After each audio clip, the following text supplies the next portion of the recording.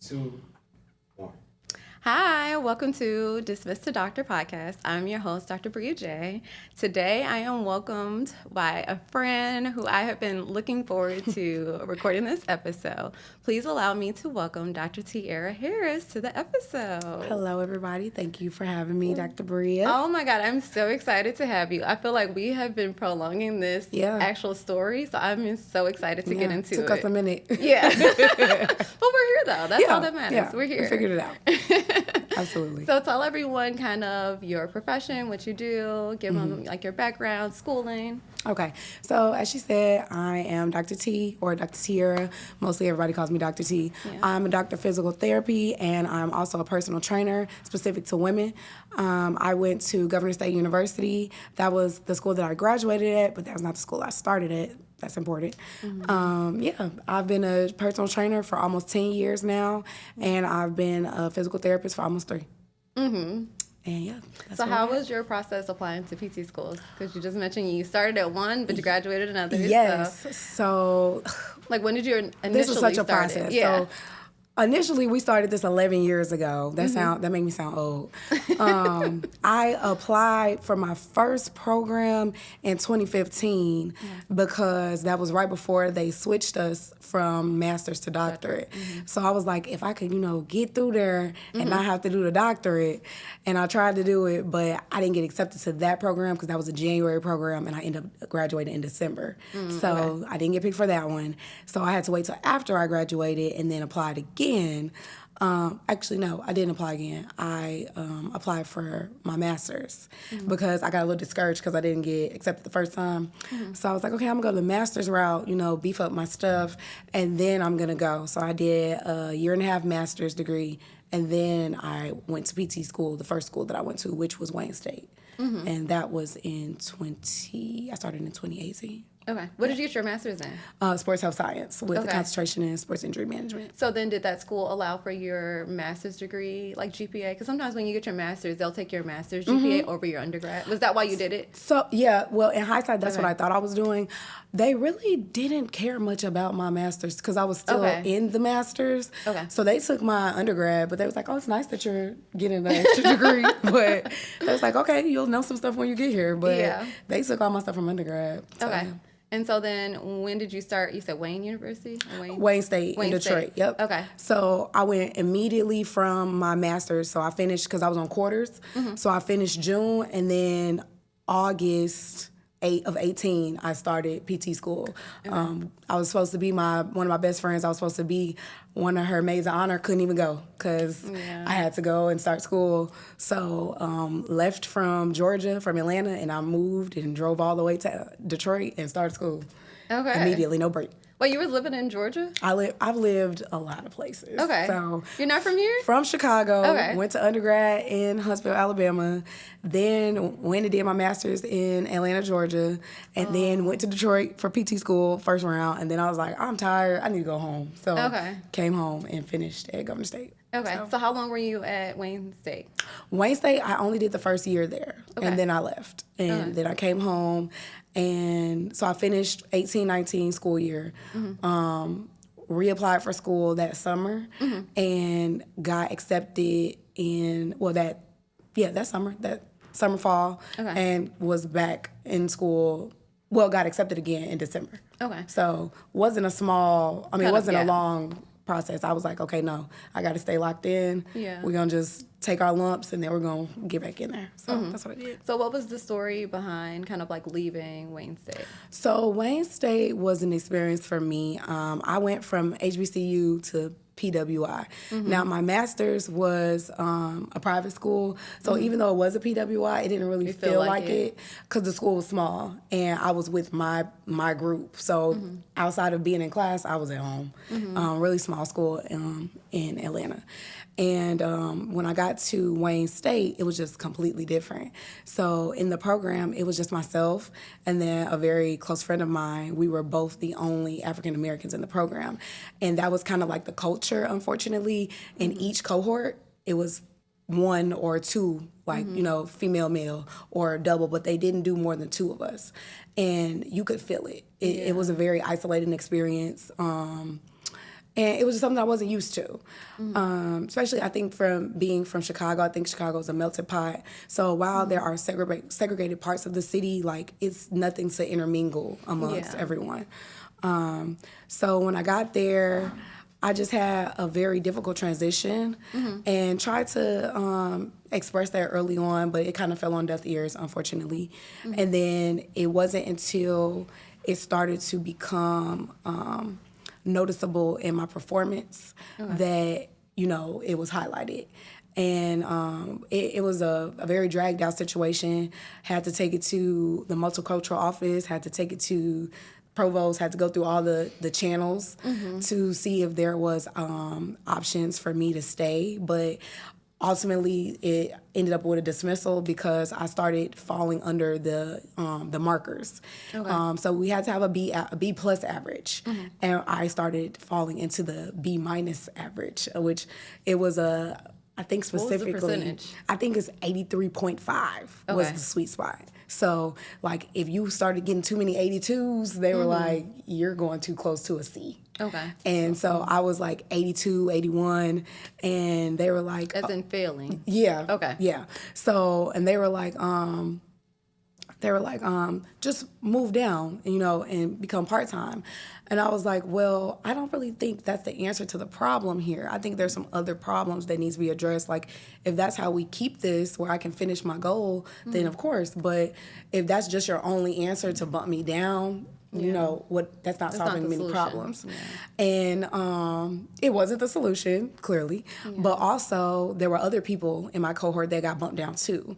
And that just seemed to be like their answer to, you know, retention. Just bump down.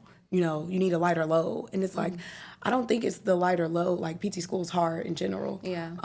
Any, you know, secondary degree, you know, master's, doctorate, they're hard. Yeah. But I think it was some of the other things that heightened how difficult it was, which made it, you know, an issue for not just myself, but for other students as well. But I was the first one that kind of, you know, was highlighted, and that's just how it ended for me. Were there any instances that you can kind of elaborate on, that you kind of went to outside sources that like, happened while you were in the program? Yes, so I asked for a mentor. I was placed with a mentor. She helped me a lot. Her name was Fran. She was also an alumni of their program. So she was very aware of what I was speaking towards, but she was just like, that's really just the culture of the program, and unfortunately, I don't see that changing right now. Yeah. So she was like, the only things that we can really do is focus on, like, your success and getting you through. So we kind of just, like, fixated on that part of it. We did it, you know, week by week meetups, semester, like, planning, just to see, like, what would best work for me. Yeah. But she also would try to kind of place me with other resources as well, because she was part-time as a PT, and she was also a travel agent, so she wasn't always available. But she gave me other resources to other people who were there, other African-American PTs that were in her network. And they all kind of resonated with what I was talking about. But again, they were not within the program, so their help was only specific to me. Yeah. It could not do much for what I was going through at school. So they would just try to encourage me as much as they could and help me where they could, but it really didn't help with me getting past the hump that already started, because it started fall semester, and I got to go all the way through that first year. So I went fall, spring, and summer semester. Yeah, I was going to ask you, like, did it start initially and then it kind of just got, like, worse over time? And I was very... Yeah, I was very proactive. Okay. So I didn't wait until I felt like, oh, I'm not performing well. I went immediately like, no, like, I need help. Like, I need to, you know, get a hold of as many resources as I can. I'm a first generation college student, you know, from beginning to end. So my parents really were not prepared for all that comes with me getting a doctorate. And I think a lot of times as African Americans, like, families don't realize the pressure that they put on their, you know, students, that they're, oh, you're a doctor and this and, you know, things like that. But not understanding that comes with need and it comes with support. So me being gone from 18 years old until I was 25, living away from family, no one around me, when I was still in undergrad, I had all my friends. But then as you keep moving away, you don't have anybody. So I experienced burnout a lot. And the burnout hit me in PT school. Because I went to school straight through. Like, I didn't take no time off, no gap years, nothing. I just went through. And it hit me then. So That's I think, tough. so I think just the layers of the situation was what kind of derailed me. And when I started to, let people know what I was going through, they didn't really see it until it was on paper. And then they were like, oh, you're not hitting the 83.5. And it was like, well, I was telling y'all this in August. And now because it's December, you're like, oh, you struggled in those 2 classes, bump down. And it's like, no, like, what other things can we do where we're not reactive or proactive? So I fought back a little bit on that. And I think that's my onus. Like, maybe I could have bumped down earlier and went part-time, but also, like I said, back to resources. School is expensive. Very. Very much so. Very much so. School is expensive. And it's only getting worse. Yes. And so my pushback wasn't because I didn't think I could take a little less of a load. It was finances. Because you can't get financial aid if you're a part-time student. So you're telling me, oh, go part-time. Well, how am I paying for part-time classes? So it's like, I'm going to do my best and I'm going to put my best foot forward because I don't come from a family that can pay this tuition. And because I wasn't from Detroit, I'm also paying out-of-state tuition. So mine is even higher. So I'm just like, calculating all of this in my mind. I'm like, no, I got to keep going. And even if I got to, scrape by, I got to do what I got to do because I'm not going to let all of this money that I've already invested go to waste. But I think that was something I probably could have done differently. I probably could have seen if there was something else I could have done financially to do the part-time earlier. But overall, I really don't think it would have made a difference. Okay. Because when you say drop down, it's part-time. Yeah, part-time. Because initially I thought you were saying, like, join the second, like, the cohort under you. No, so initially that's basically what they do. Okay. Because I went through my whole first semester, it's an odd blocking. So you're with your original cohort for some parts, and then you're not. You're bumped down to the cohort under you for other parts. So it was both. So you're like a hybrid student. Okay. And so like your cohort, everybody that traditionally walks the schedule, they'll be in their classes, but then depending on where you are in terms of your part-time struggle, struggles, if it's more musculoskeletal path, you might be with them for all those classes. If it's neuro that you struggle with, you'll go that route. So it depends on where you're struggling, where they place you for that portion, and then the rest of it, you just have extra time to study. So, but it's like if you have to, again, find ways to finance this now, you're not studying more, you're trying to figure out how to pay for this so you can stay. So the system is broken. That part. Very much so. So do you feel like when you kind of brought this to their attention, like, did they give you any, like, tutoring, mentors? Did they do office hours? Like, what was the solution other than saying that you should go part-time? Like, was there anything else? No, initially, no. That was the original. The original resolve was go part-time. Okay. When it continued with me, moving down, they were like, okay, you look like you're a little overwhelmed. Go to counseling. So I went to counseling too. Like that was part of my, my resolve. So I went to counseling in between the rest of my cohort going to class because I had free time now. So I would study. So you did go down to the part-time. Okay. I followed all of the regimens that they gave me, even though initially I was a little hesitant, but I still did what I could. So had to go to the counselor's office twice a week. Then I also was still meeting with my mentor to kind of like buffer where they said I had weaknesses at. And then I just spent a lot of time at school. So I would spend time with the second years, spend time with the third years to kind of fill those gaps. Like maybe if I get some help from them, some tutoring from them, maybe that'll help me as well. But it wasn't that I was struggling with my learning. Like I said, it was the other external portions of it.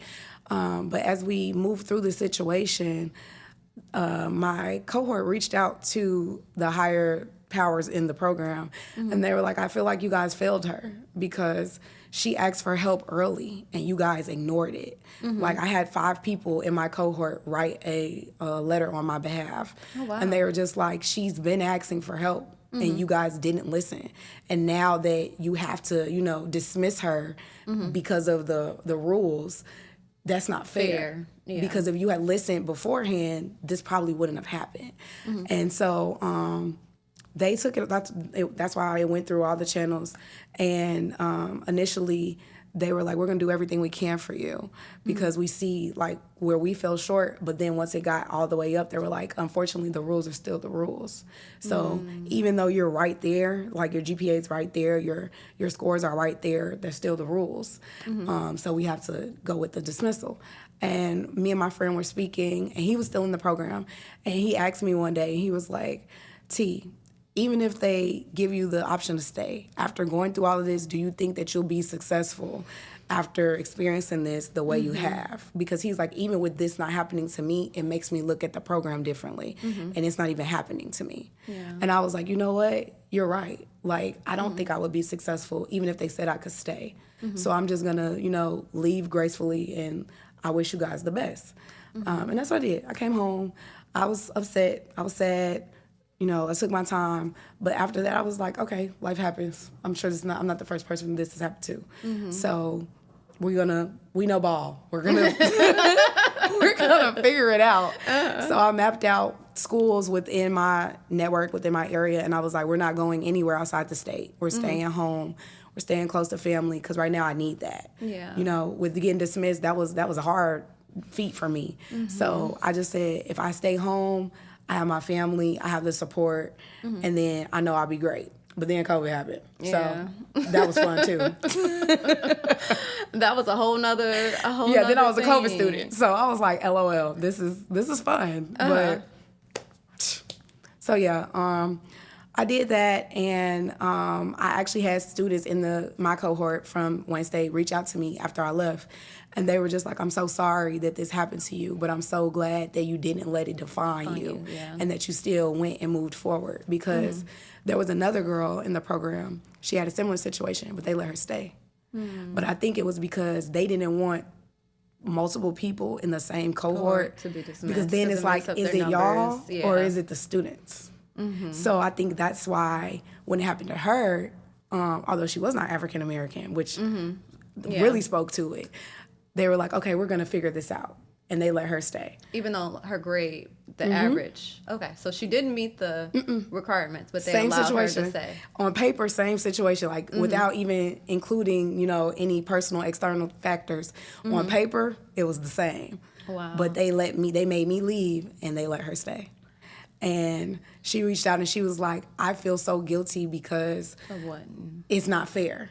But she was like, but I see what you're talking about. And she was like, and I wish I could have did more when it was happening to you. But, I appreciate, you sharing the experience with me and everything. And I was like, yeah, like, just keep your head up. Like, finish. Just finish. Yeah. I just want to say you had some good cohort members. Oh, yeah.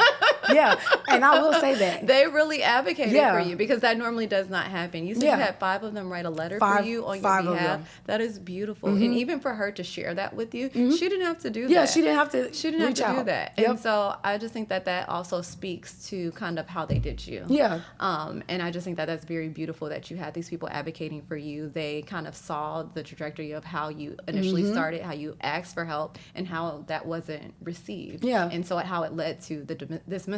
And then ultimately for her to have it the same on paper and then for them to allow her to stay, that's just not okay. Yeah. And it's not fair. Yeah. And I just hate that we keep hearing these same stories of this happening to people who look like us. Because it's just like, we working twice as hard and we are just we're not allowed the same opportunities as people who do not look like us. And it's an ongoing battle, an ongoing fight. And it's just like, I'm just so proud of you for continuing to push through and continuing to like pursue your doctorate degree because that's very hurtful. And I know a lot of people who have stopped, given up, and gone another path. Trust me, I know how it feels. Yeah. Like when you are in that situation, it's like, okay, maybe I need to do something else. But it's just like, I always told myself, like, I'm never allowing anyone to project their fears onto me. I'm never allowing anyone to tell me what I cannot do. Yep. Like, and I have the final say. No one else has the final say in my story but me. Thank God. That was me. I had people, even family, they were like, well, you've been training already. You got all of this experience under your belt. Like, why just not focus on that? I finish what I start. Yeah. Unless, like Period. you said, unless God himself this is not for you, Yeah. I'm finishing what I start. And you guys' rules and how you don't, look at the whole picture, because my thing is, don't feed off minority and then not see minority. So that was my thing. Like, they be having you at the face on the website. They love to put you on the website, the posters. You'll see yourself on the banners driving around the school. Promoting diversity. And then when you have to look at the situation with a diverse lens, no. So I was just like, So I went back and I did it. And I told everybody. You did that. Everybody. I told them, when people tell you can't do something, do it 1,000 times better, and then take pictures. Yeah. Take pictures. So they can be like, hey, y'all. Yes, I did that. Because, it was amazing, the experience that I got with the second cohort, because we were like a family. We were again, COVID. So, again, a very complex experience. But even with my first cohort, I had one of my classmates, she mailed me a bouquet of flowers. She got it from a friend when I graduated, and totally unexpected. She was just like, I just want you to know how proud I am of you, like seeing you finish and just keep going, even though like they did it the way they did. She was like, I'm so proud of you. And I had other friends send me cards, just all this love, and I was just like, it feels good, because when you don't feel seen, it makes the situation worse, because you feel like, I'm not making excuses. I'm not trying to be the exception. I just want a fair chance. Yeah, I want fairness. Yeah. And you deserve that. So that's what it boiled down to for me. And that's why during COVID, I reached out to a lot of mentorship programs, because I felt like I'm not going to be the last person that this happens to. Yeah.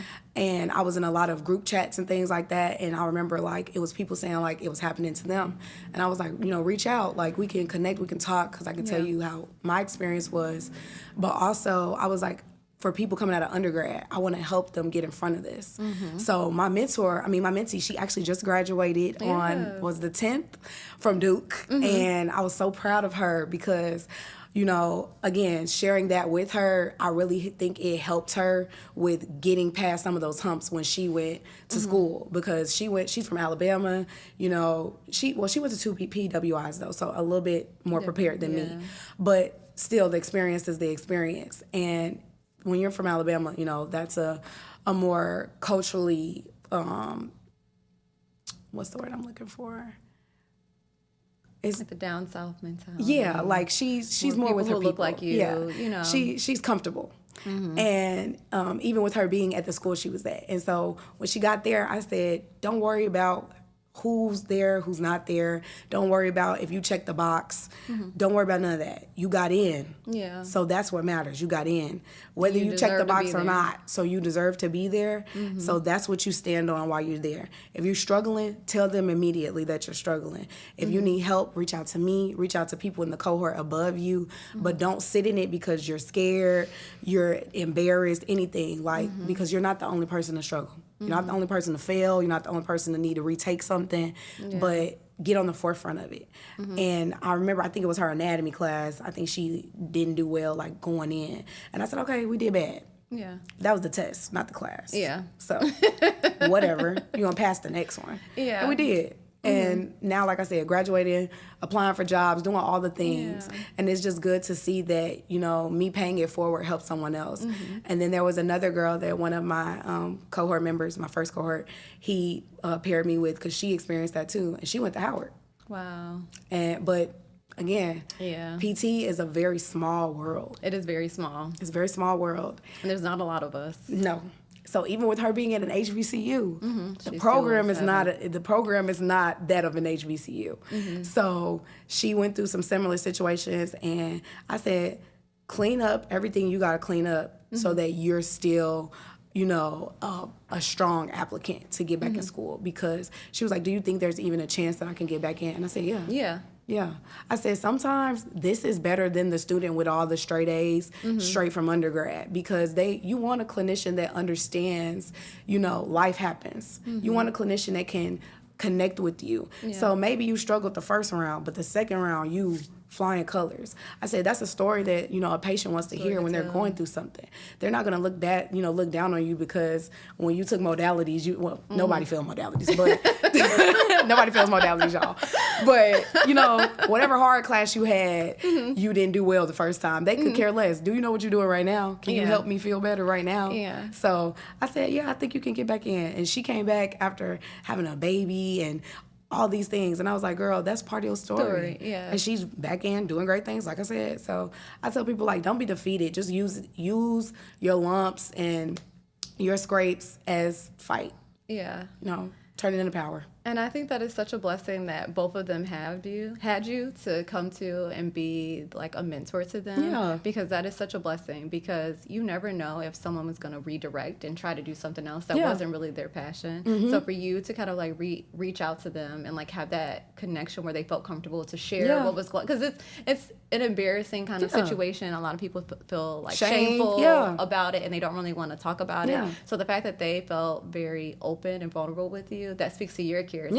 Like, it speaks volumes that you created a space for them. And I think that that's the issue in institutes. I think that they don't allow that space, especially for people who look like us. And there's also not a lot of professors of color within the programs. So you don't really have that connection, which I think is the initial problem, right? I think that there needs to be more people of color within the universities, because it's just like, I need to be able to have that resource within the program. But if I don't have it in the program, I need to be able to have mentors outside of it. And I felt like that was also one of the things that I struggled with. I didn't have it within my program, and it took me a while to actually reach out and find it outside of it. But either way, you got to keep going. Like, you can't let one thing be the reason why you don't continue in the program, because they're looking for any reason, any excuse to let you go. Absolutely. Literally, I'm not going to say who, but I went to an office of one of my professors at the first program, and it was literally like that moment on Bring It On, which is why I use the sound bite, when the boyfriend tells Torrance, like, you're such a good cheerleader, but maybe you're just not a good captain. Like, literally, just in PT language, was like, you're so smart and you're so talented, but maybe not PT. And so that's why I say, when someone tells you you can't do something, please use that and put that in the depths of your stomach and do it 10 times better and take pictures. So, because now we're colleagues. And how fun is it to run into you at, oh, I'm not going to be humble no more. like run into you at conferences and, all the things and be like, hi, how are you? When maybe all it took was for you to just, feed into me just a little bit more. Just a little bit. I'm not saying, make me your project, because you have to do your job and uphold the standards of the program. And I respect that. You want, talented, what else? Talented and intellectual clinicians. Competent, you want people to know what they need to know. We're not trying to no child left behind. No, we're not trying to if you're not a good clinician, we don't need you. But it's a lot of good clinicians that have been slighted and not given the chance to become a clinician because they were struggling. And it might have been on paper that's where you notice their struggle, but their struggle started outside the program. It started outside the classroom. Like, when I hear stories and it's like, even outside of our program, just, secondary education, higher education in general, like, I was living in my car because I didn't have money, or, I was having to go to the food pantry, or just all these, heightened situations. And it's like, how do you have someone come to your classroom every single day and you don't know that these type of things are going on with them, but then you say you want diversity in your classroom? Because how does someone show up and give 100% in academia when life itself is attacking them?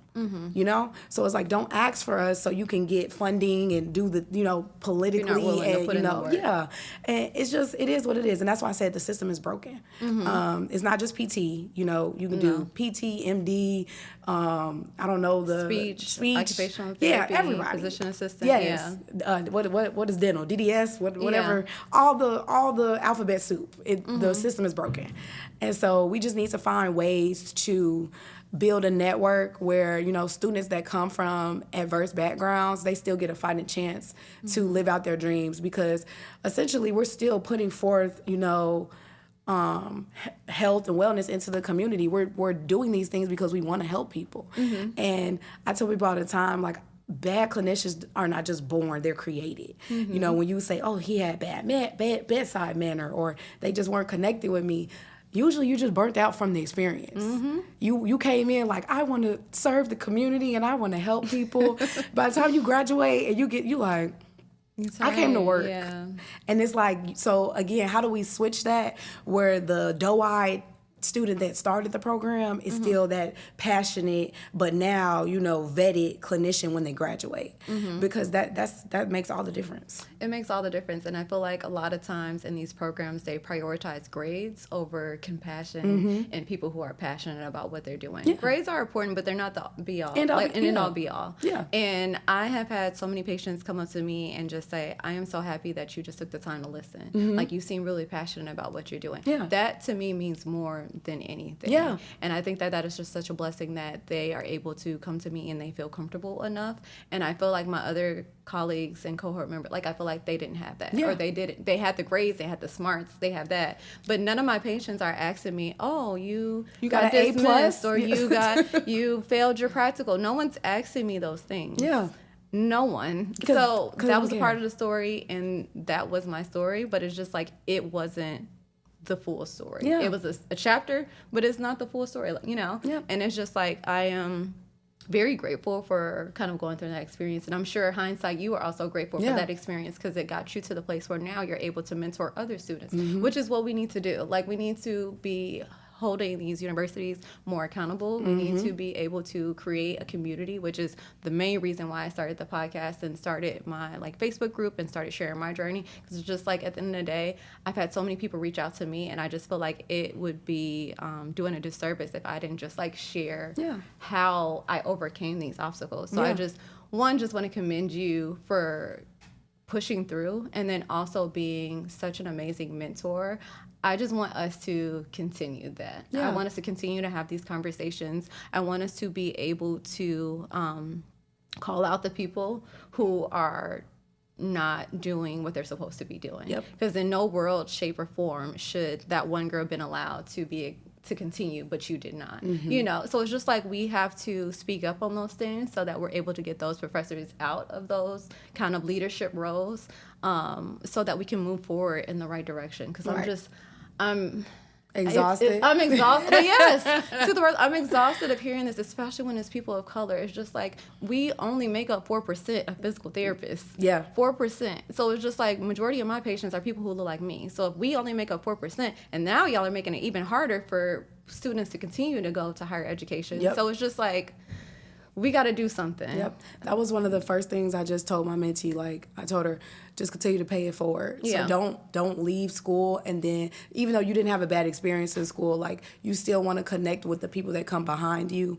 because you can be of service to somebody. And I think that just stems back to, you know, my alma mater and undergrad, service and sovereignty. So you have to serve. This is a serving career. Like, you are serving the people, and you have to be compassionate. You have to be, you know, empathetic to things.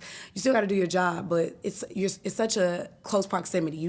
We see our patients more than any of the other, you know, specialties in health. Alongside, nurses see a lot of their patients a lot, but we connect with them on another level because you're coming multiple times. So we get to know you on a deeper scale. Like, for instance, I failed patho. That class whooped me down, but I was one of the people that noticed that one of my favorite patients, the pain she was experiencing wasn't associated with her having OA. And I was like, which is osteoarthritis for anybody that's watching this that's not in healthcare. But I was like, no, this is something else. And me just listening to her and paying attention is how we found out that it actually wasn't your arthritis, you have cancer. And if I wasn't listening to her, and I wasn't, you know, even though she came in there, she was a firecracker, came in there, one of the best old ladies in my life, I love her, gave me hell every day that she was there, but she was a fun time. But when she came in one day, like, her spirit was just different, and I was like, what's wrong? And she was just like, I'm in pain, like, something's, like, I'm always in pain, but this is different. And I just kept pushing, like, okay, let's go back to your primary care. Like, tell them to do the test, run the test. And that was the difference between it not being caught and them finding it. And I'm thankful that she was my patient, because, you know. How many other physicians would have let it just be, like, oh, that's just OA. That's your knee. Yeah. No, it wasn't her knee. It wasn't even in her knee. So I'm appreciative that I am a compassionate person in that degree, because just talking to her sometimes we didn't do half of what I planned for us to do, because she came in there wanting to play. But I learned a lot about her. So when I started to notice the decline, I paid attention, and I, went to my boss about it. Like, what do we do? How do we, get in contact with her other, specialists to see, because I know I'm not warranted to say, hey, it's this, but can they just look? Can they just take a second look? And that's what it's supposed to be about. It's supposed to be serving your patients to the highest degree that you can. So that part. Literally all of that. Let's just send that out to all the universities. Literally, I feel like that's what I preach all the time. Yeah. But I did want to ask you, now that you are in the position that you are now, what does dismiss to doctor mean to you? Man, there is no ceiling. Like, dismissal is not, it's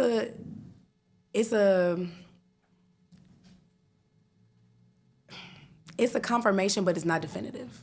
So, like, it's confirmed that you're no longer in that program, but it doesn't define you finishing what you started. Yeah. So I just think anybody who's dismissed from anything, like, really self-evaluate, see where you went wrong yourself, because there's always some fault. You have to take onus in things. I'm not putting everything on the the university, my professors. There were things that I could have did differently as well, which is what I always tell people. Like, first reevaluate yourself. Yeah. Don't blame everybody, because some things is your fault. Yeah. And then after you do that, after you take ownership, then you let go of not being perfect.